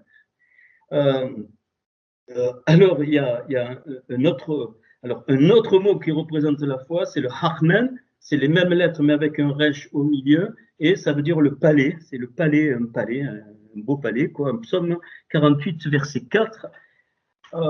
Et donc, ce jour 3, c'est la Hémouna. Donc, ici, vous avez trois choses dès le départ qui sont éternelles, absolument éternelles. La lumière au centre, le Emet, la vérité, donc or, la lumière, jour 1, jour 2, Emet, le jour de la vérité, jour 3, le jour de la Hémouna, la foi. Donc la lumière, la foi et la vérité sont absolument, je l'ai dit, dans le désordre. Et alors là, le verset de Romains 10, 17, il devient tellement clair. Qu'est-ce qu'il dit? Il dit de Romains 10, 17, la Hémouna vient de ce que l'on entend, du schéma, c'est-à-dire on vient de voir et ce que l'on entend, le schéma, vient de la parole de Christ. Donc le jour 3 vient du jour 2 et le jour 2 vient du jour 1. C'est-à-dire la Hémouna vient de ce que l'on entend, c'est-à-dire la vérité. Et la vérité, elle vient de la parole de Christ, c'est-à-dire la lumière. Quand Paul il dit ça, et en fait, il parle des 3 jours de la création, des fondements de tout ce qui va dérouler de ces 3 principes, de ces 3 choses que Hachem crée au jour 1, jour 2, jour 3. Oubliez complètement la notion de temps. On est dans les archétypes, on n'est pas du tout dans notre monde. Oubliez tout ça. Hein, donc, il crée le principe de la lumière, il crée le principe, si c'est mieux, de la vérité, du Emet, et donc par la rakia, et par de la surface, il crée le principe du sol, qui est la Emouna, Donc les 3 premiers jours, c'est la lumière, donc la parole, l'étendue, c'est-à-dire la vérité. Et le jour 3, c'est le sol, le sol qui est sec, sans eau, c'est la émouna. OK. Et puis, alors ça, c'est le fondement vertical. C'est pour ça que je vous les ai mis vertical. Et puis, on attaque les fondements horizontaux avec jour 4, jour 5, jour 6 et le Shabbat. Alors, le jour 4, c'est la création des méorotes. Méorotes, c'est les luminaires. La valeur, alors, là, c'est très beau. Méorote, la valeur numérique, c'est 641. Et cette valeur, c'est les Torahs, pour la Torah. C'est-à-dire que alors on va voir, hein, les Mérorotes, c'est les deux, donc le grand luminaire et le petit luminaire, c'est exactement la valeur qui révèle la Torah. C'est-à-dire que au 4e jour, c'est la révélation de la Torah qui a déjà créé, puisque Hachem, on le sait par le Bereshit, si je remonte d'un cran, j'obtiens la Torah, mais là, elle apparaît. Elle apparaît dans le monde des archétypes par quoi eh bien, les luminaires. Alors, ça, c'est les luminaires. Puis, il est parlé que ces 2 luminaires, ils vont être, vous allez voir, alors, il faudrait que je le prends, je vais parler, bon, ok, je vais parler du grand luminaire. Alors, un peu plus loin, il est dit, et le grand luminaire, c'est-à-dire Etz à Meror à Gadol, c'est-à-dire donc être tout le contenu de ce qui est dans le luminaire qui est grand à Gadol. Valeur numérique 695, écoutez bien, c'est exactement la valeur numérique des talons, les talons, vous allez comprendre, les talons de la Béchora. Béchora 513, les talons 182 ou Jacob. Pourquoi les talons? Parce qu'il est dit dans Ésaïe 52, verset 7, ils sont beaux, les pieds, les talons de ceux qui annoncent de bonnes nouvelles, qui va préfigurer donc la Torah accomplie et qu'on appelle la Béchora. Donc le grand luminaire, c'est la Béchora révélée. Hein, donc c'est les talons, c'est-à-dire qu'elle va donc c'est au temps de la fin, les talons. C'est au dernier temps que la Béchora va être révélée. Pardon. Puis, et le petit luminaire, donc c'est Het à Meor, donc tout le contenu du petit luminaire à Katan, le petit, donc valeur numérique 823, et c'est Haor Torah, la lumière de la Torah. Donc le grand luminaire, ça représente la Béchora, et le petit luminaire, ça représente la Torah. Et il y en a un qui est pour présider au jour, Hayom 61, Goïm et Nation. Puis l'autre, le petit, il est pour présider à la nuit. Donc, Aïlaïla, 80, Aïeoudim, les Juifs, 80. Donc, dès le jour 4, Hachem, il fait apparaître que la Torah va être mais on est dans les archétypes, il n'y a rien encore, je ne fais que me répéter, mais c'est tellement important.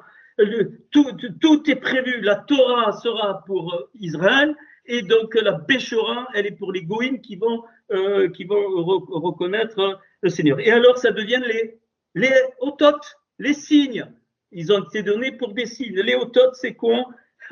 C'est le mot Kerem Israël, vigne d'Israël, ça fait exactement 831 les signes. Et pareil, Kerem Kohelet, c'est-à-dire donc la vigne des Kohelet, c'est-à-dire nous, ça nous concerne, fait aussi 831. Donc ici, qu'est-ce qui se passe au jour 4? Et puis, très très beau ce que j'ai trouvé. Et puis, juste à la fin du 4e jour, il est dit, donc il a créé le grand luminaire, le petit légume. Donc, la Torah et la Béchora avec 2 peuples témoins. puisqu'il préside pour les goïms et il préside pour Israël. Et puis il est dit, et toutes les étoiles, le Ve'et Akerovim, eh bien, les Akerovim, tu sais ce que c'est? C'est les étincelles. Akerovim, c'est les étincelles. Alors, je n'ai pas le temps alors, qu'est-ce qui se passe? Et la première représentation de ça, ça va être Sarah et Abraham. Sarah, le Yud, elle devient Sarah, elle perd un 5 et elle met le E à Abraham. Et Sarah qui devient Sarah, elle devient la princesse, pardon, elle devient une princesse qui contient 510. Sa valeur, c'est 510, elle contient toutes les étincelles, mais elle se partage en deux. Une moitié devient pour les Goïm et l'autre moitié, elle va en Abraham pour les Goïm, puisqu'il est le père de toutes les nations. Et Sarah, ça va être, elle va devenir princesse, c'est-à-dire, elle représente, quand elle a perdu le 5 de son Yud, elle représente Israël. Sarah représente Israël, ceux qui vont aller dans la Torah, et Abraham représente aussi Israël, mais ceux qui vont reconnaître la Béchora, et donc toutes les nations. Au jour 4, donc les étincelles apparaissent, et tu es une de ces étincelles. J'ai les veines qui vont éclater tellement je sens la présence du Seigneur. Tu es une de ces étincelles au 4e jour, bien-aimé. Il n'y a pas rien, il n'y a rien, oublie les jours, rien, absolument, c'est magnifique. Le 4e jour, c'est la Torah et la Béchora avec 2 peuples, 2 témoignages. Et toutes les étincelles sont là.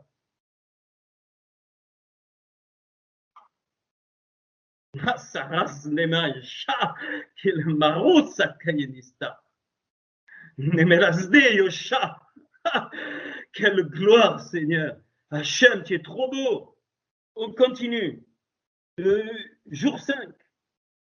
Je n'ai pas trop le temps de développer, mais je le fais. Yom Hashish, pardon, le jour 5, Yom Hamishi. Donc, le jour 5.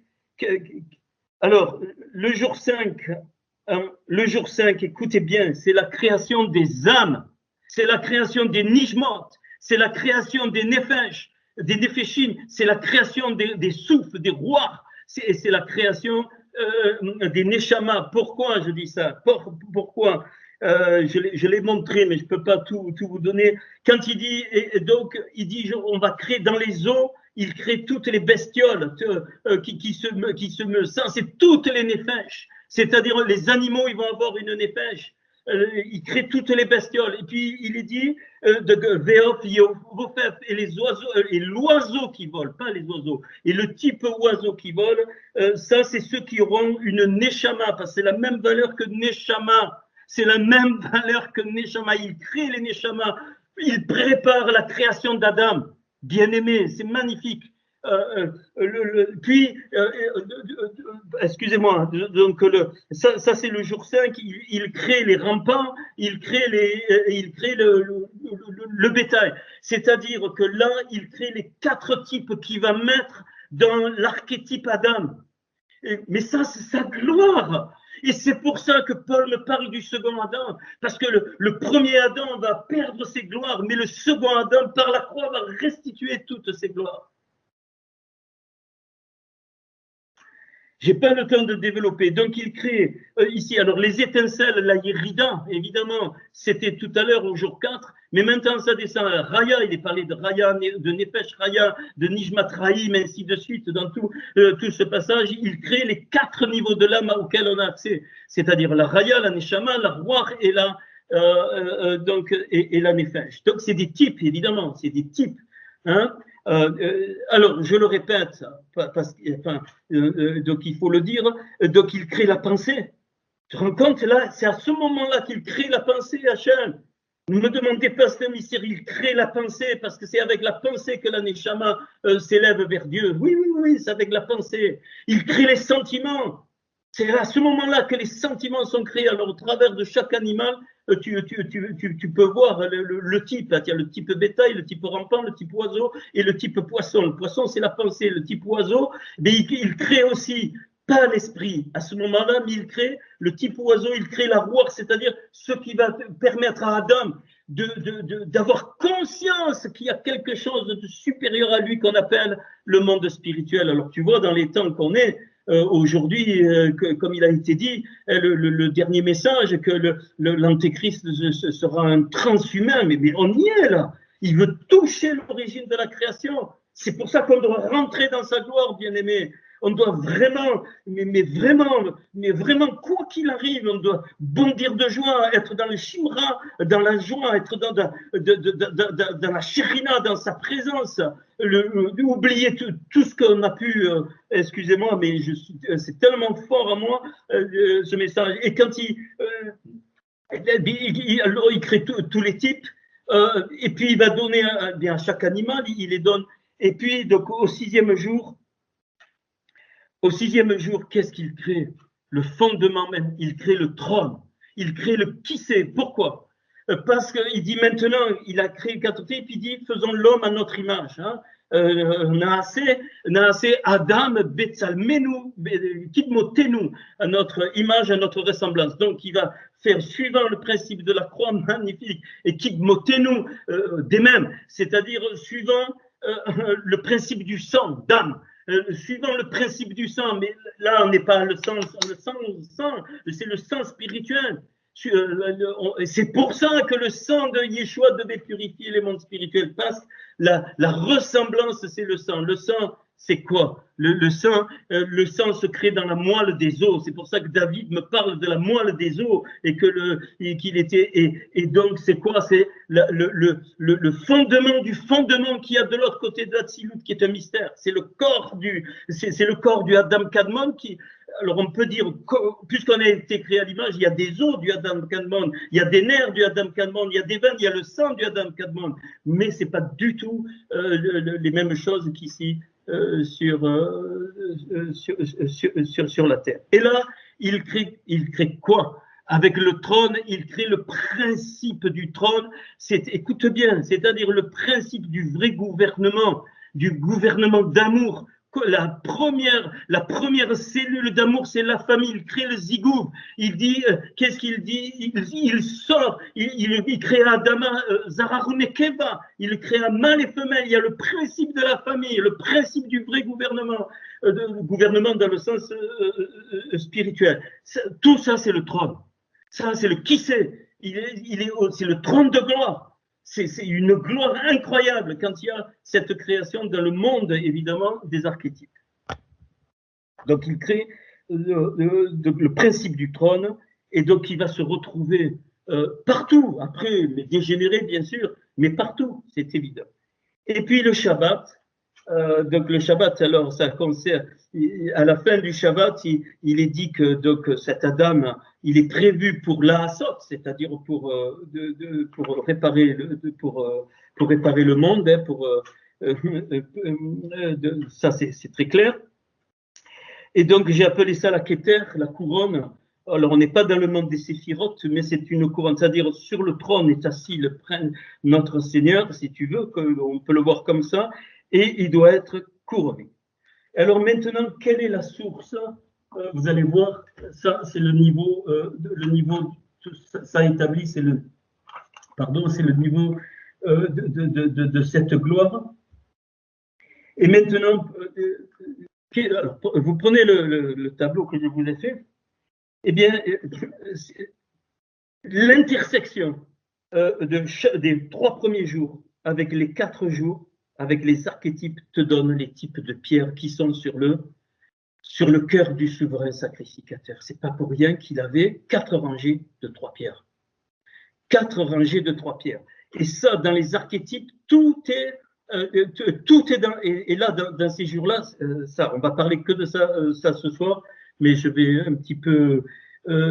Alors, c'est-à-dire qu'il y a une intersection avec la parole, la lumière, une intersection de la vérité avec l'étendue et une intersection de la émouna, de la foi. Maintenant, on va aller. Alors, si je vais sur chaque ligne, ben, je croise la ligne de la Torah, la ligne de l'âme, la ligne du trône et la ligne de la couronne. Je vous ai mis l'ordre exact de ce qui est mentionné dans le livre de l'Exode, avec le nom de chaque tribu. Je ne vais pas faire les tribus, je vais juste mentionner et expliquer juste. Après, vous tranquillement, vous méditerez dessus, vous chercherez un petit peu. Pardon. Alors, vous voyez que j'ai mis un cran jaune sur les deux dernières lignes qui se regardent. Pourquoi? Parce que dans l'ordre mentionné dans Exode, ces deux lignes sont inversées. Pourquoi je les ai inversées? Parce que l'ordre de Hachem, c'est celui que je vous présente. Et la chute, je vous le dis d'entrée, la chute, c'est quand, alors dans le monde spirituel, j'en sais rien, mais c'est pas normal que la bande, que le jour 6, que les pierres du jour 6, soient au jour, alors dans l'ordre qui est donné dans Exode, ces deux lignes sont inversées, c'est-à-dire le jour 7 est mis à la place du jour 6, d'accord? Et donc je me suis dit, mais c'est pas normal, ça veut dire que lors de la création, il y avait ce que je vous présente là. Qu'est-ce qui s'est passé en fait au jour 6? Qu'est-ce qu'a fait le principe plus loin, hein? Pas là. Pas là, là c'est les archétypes, mais plus loin, quand il est parlé du jardin d'Éden, de l'arbre de la connaissance du bien et du mal, qu'est-ce qui s'est passé? Ils avaient ce schéma jusqu'au jour 7 pour entrer dans le Shabbat, et au jour 6, ils ont chuté. Et donc, ça, pourquoi? Au lieu de progresser dans la dimension du trône, le temps que Hachem avait dit, c'est ce que moi je pense, ils ont voulu tout de suite la couronne. Et pam, il y a eu la chute. Et c'est pour ça que les deux lignes sont inversées, c'est-à-dire que quand vous allez prendre l'ordre des pierres dans votre Bible, vous verrez que les deux dernières lignes sont inversées. Ce que je vous ai mis, c'est l'ordre de ce que je crois de la création. Et la chute, c'est ça, c'est qu'à ce moment-là, eh bien, quand ils étaient dans le jardin d'Éden, eh ils ont, au lieu de rester au trône pendant le temps qu'il fallait, ils ont voulu tout de suite la couronne. Et la couronne, c'est quoi? Eh bien, c'est l'autorité, la gloire et la royauté. Ils étaient prévus pour l'exercer. Mais ils ont voulu, et poum, il y a eu la chute, donc inversion des deux lignes, et d'où tous les blocages que nous avons. Tous les choses qui se sont passées, c'est ça le péché. C'est ça qui va priver l'accès donc aux trois pierres fondamentales que nul ne peut toucher. Alors, sur la première ligne, sur la ligne de la Torah et de la Béchora, eh bien, vous avez la pierre, alors je vais dans l'ordre de droite à gauche, Odem, c'est alors on peut descendre, c'est mieux. On va faire sur une verticale. Sur la ligne du premier jour, la verticale, eh bien, vous avez la rigueur, la grâce, quand je descends, et puis donc l'unité et l'autorité. Donc, je répète, la rigueur, justice, il y a plein de choses qui vont derrière la rigueur, la grâce, pareil. Donc, l'unité. J'ai mis le nom de chaque pierre, alors très vite en français parce que j'étais pris un peu de cours. La deuxième, la vérité. La vérité fait apparaître la sagesse, fait apparaître l'intelligence. Donc, alors, au niveau de la Torah, la sagesse, au niveau de l'âme, c'est l'intelligence. Il faut que l'âme, elle ait l'intelligence de la Torah. L'amour, c'est au niveau du trône, et puis la gloire au niveau de la couronne. Et enfin, la troisième colonne, la colonne de la foi, de la Emouna, fait apparaître la sainteté. On sait ce que c'est, la sainteté, c'est lié au corps. Donc, et dans la sainteté, je mets la vaillance, hein, c'est la vaillance, être guerrier. En deuxième, la pureté, c'est-à-dire être un bâtisseur, c'est-à-dire élever les choses, bâtir, élever, c'est la splendeur, c'est la pureté. Puis au niveau du trône, l'alliance, évidemment, et donc au niveau de la couronne, la royauté. Comme la chute, ça a inversé les deux dernières, donc ils sont passés directement à l'autorité, à la gloire, à la royauté, et la blocage. Donc, alors, le summum, c'était le Shabbat. Et maintenant, on veut retrouver la notion du Shabbat. Et donc, c'est là, pardon, je vais vous donner, donc on met des vases. Qu'est-ce qui s'est passé à ce moment-là? Des kélis, hein, rappelez-vous, dans donc des vases, et Paul parle de vases d'odeur. Donc, on met des vases, et ce vase peut être bouché. C'est à ce moment-là que les vases se sont bouchés. puis on est obscurci, c'est-à-dire on a une tente dessus. Et voilà pourquoi Jérémie 23-29 me dit que la parole de Hachem, elle est comme un feu, comme un marteau qui brise le roc. Et le mot bouchon, c'est exactement la même valeur que le roc. Et le marteau, c'est les mêmes valeurs que le jugement. C'est-à-dire que le feu doit brûler la tente qui est sur le vase à cause de la chute.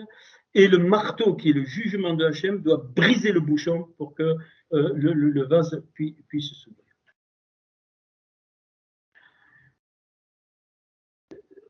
C'est important de comprendre. Là, il y a tout. Enfin, je veux dire, tout le reste, c'est que un déroulement.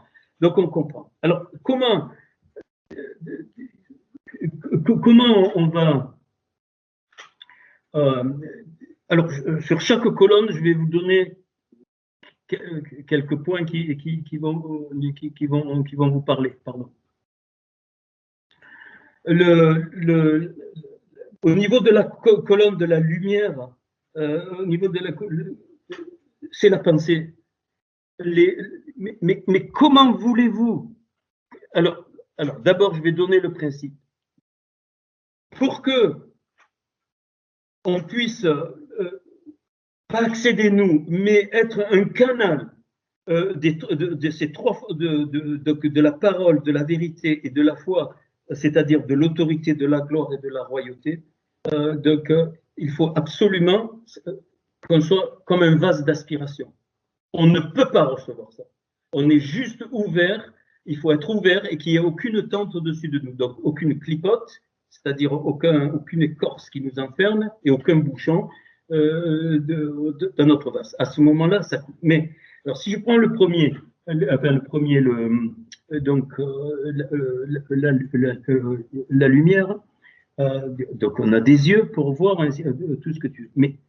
Mais comment voulez-vous, alors c'est les pensées, hein, les pensées là, mais comment voulez-vous que la tente se brûle et que le marteau du jugement tape ce bouchon quand nos pensées sont alimentées par tout et n'importe quoi? Ça ne veut pas dire qu'on doit s'enfermer comme les moines, c'est pas ça que je suis en train de dire. Ça veut dire que je suis aveugle, je ne vois pas la lumière, mais pourquoi? Parce que c'est moi qui me rends aveugle. Pourquoi? Parce que je peux faire rentrer toutes sortes de pensées, absolument toutes sortes de pensées. La pensée est infinie, Hachem l'a créée infinie. Tu peux même penser de toi-même, toutes sortes de pensées. Et si le rôle de la parole à ce niveau, c'est quoi? C'est l'amour de la parole. Aimer Hachem, c'est aimer ses commandements de tout notre cœur. On peut être tenté. Je parle juste. Après, il y a plein d'éléments, mais la clé fondamentale est. Et si j'ai des pensées nourries par n'importe quoi, vous savez dans quoi je vais? Dans la désespérance. Qu'est-ce que je deviens? Idolâtre, sans m'en rendre compte. Idolâtre, je vais dans la désespérance totale. Parce qu'après, je vais pas comprendre. Et pourquoi si et pourquoi là? Parce que mes pensées, c'est une clipante qui est tout et n'importe quoi. Ça ne veut pas dire qu'il ne faut plus rien faire, comme je l'ai dit tout à l'heure, mais nous devons amener nos pensées captives à l'obéissance de Jésus-Christ. C'est ça qui va permettre au feu de la parole de brûler cette clipa, de brûler une tente, ça se brûle. Ça se brûle. Et puis le marteau du jugement, c'est-à-dire accepter l'analyse de Hachem sur mon bouchon.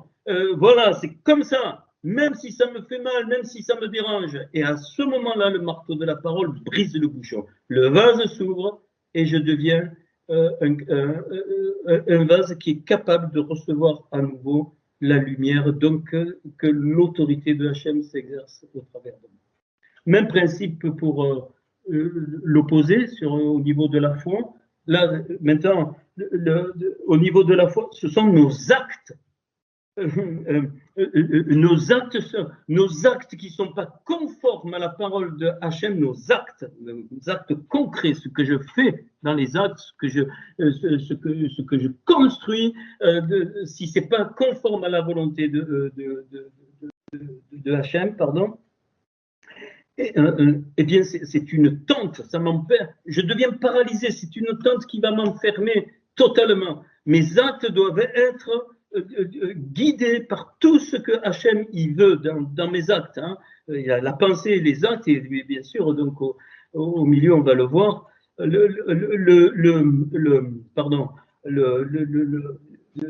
Mes actes doivent être conformes à la pensée de Hachem. Et pourquoi? C'est ainsi que je deviens, que la royauté de Hachem peut s'exercer. Et là, on vient à la priorité, bien aimé. Excusez-moi, hein, mes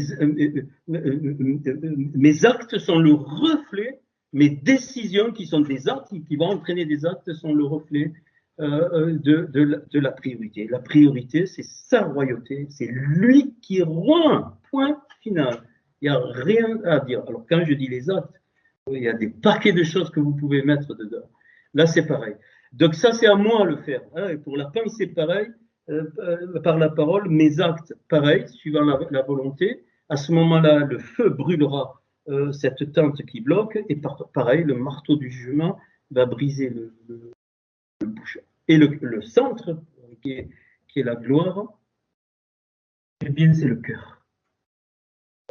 Fils de l'homme, c'est dans leur cœur, les prépuces de leur cœur, c'est le cœur. Alors, moi j'ai du mal pardon, je dis le cœur, c'est quoi? J'ai mis l'amour, hein, c'est l'amour.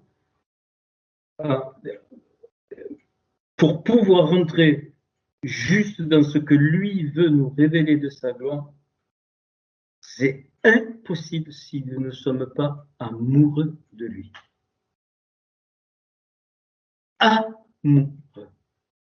Comment je vais trouver épris, relis le cantique des cantiques. Relis le cantique des cantiques. Et ça, c'est notre intériorité. C'est là. Tout à l'heure, c'est plus notre... Enfin, c'est au niveau de l'ouverture, tout à l'heure, les deux bouchons. Mais celui-là, c'est dedans. Dedans. C'est-à-dire que donc, je dois, pour m'aligner à la lumière, comme j'ai dit au début, il faut absolument que je rentre dans mon intériorité. C'est dans mon intériorité profonde que je vais trouver l'étincelle d'amour pour Hachem et que je peux la développer. Si je ne rentre pas à l'intérieur, je suis inapte, bien aimé. C'est ce que Moïse faisait. Hein, quand il s'isolait, c'est un symbole qu'il est monté sur le mont Sinaï. Il était seul. Et si tu veux vivre, je l'ai dit, tu as une dimension de la gloire, tu seras seul.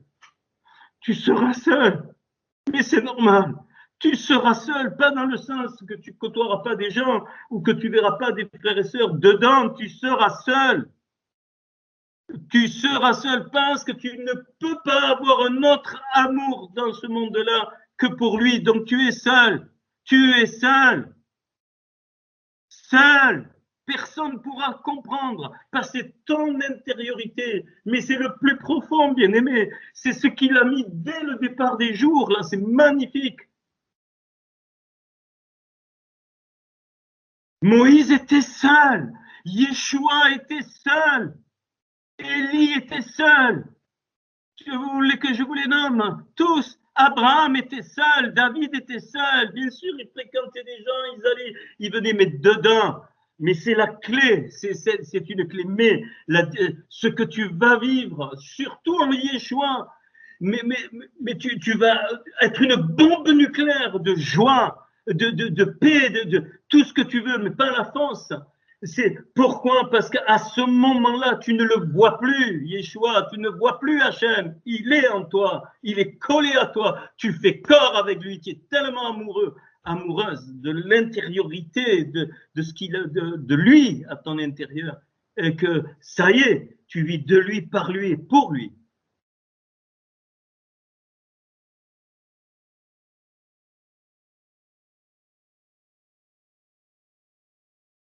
Je vais finir par un petit texte.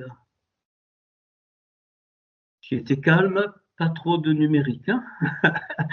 Donc, vous n'avez rien à me reprocher. Je vais lire un petit texte.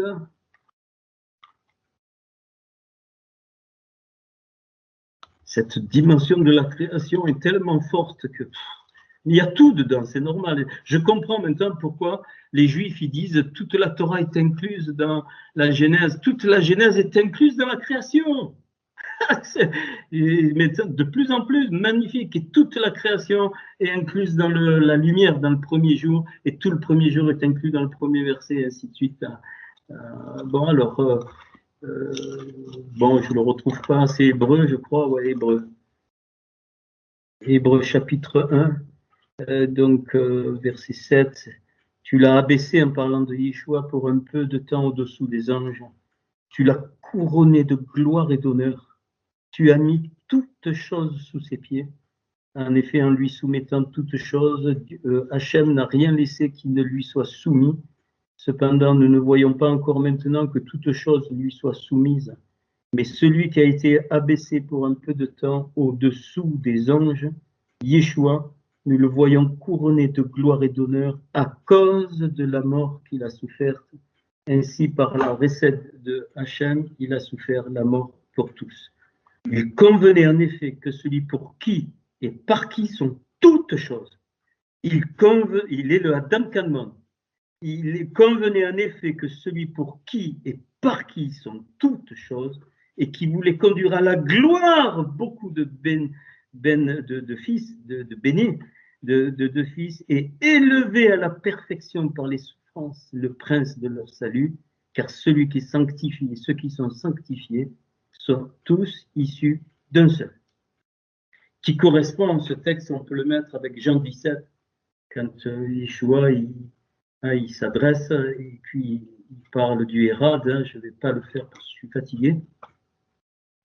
Voilà, et évidemment 2 Corinthiens 4, rappelez-vous, de la gloire sur la face de Christ, ça correspond, c'est les visages de Hachem.